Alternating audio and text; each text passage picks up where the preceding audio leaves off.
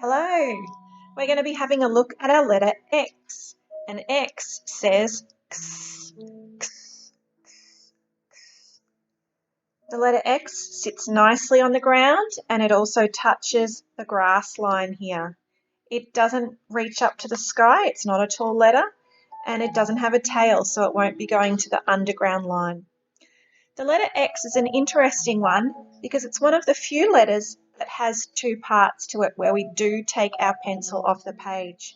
We start off going in the clockwise direction to do this sort of backwards looking C shape, and then we lift our pencil off the page and we do that forwards looking C shape.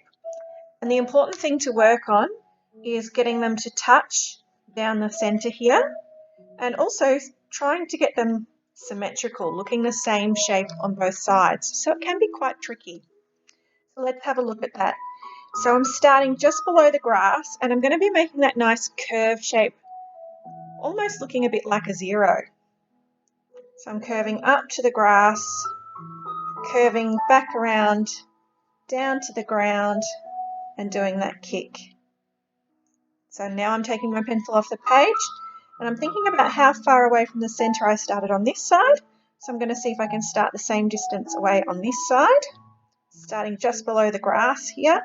And now I'm going to curve back, touch the grass, and now curving down to touch down the center of that letter X, curving down to the ground and kick again. Okay, so let's try another one over here. So again, starting just below the grass, going in that clockwise direction first, curve, touch the grass, curving, coming down the center, curve, touch the ground and kick. Then again, going to the other side, starting just below the grass, curve, touch the grass, curve, come down the center, curve, touch the ground and kick. Okay. Something that we definitely do not want to see with our letter X is the straight line X. This is a cross. This is not the letter X. So we don't do it this way when we're learning at school. Okay. The other thing that we were talking about is that center line there touching. So we don't want to see our letter X's doing this with a gap between them. We want to have them touching.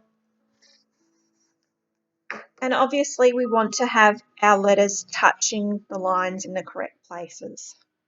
Okay. And the other tricky part that I talked about before was that we're trying to get them to be the same sort of thickness on each side. So we don't want to have one that looks like this and then a skinny one like this, or vice versa. So have a go at practicing your letter X, and I will see you next time for the next letter.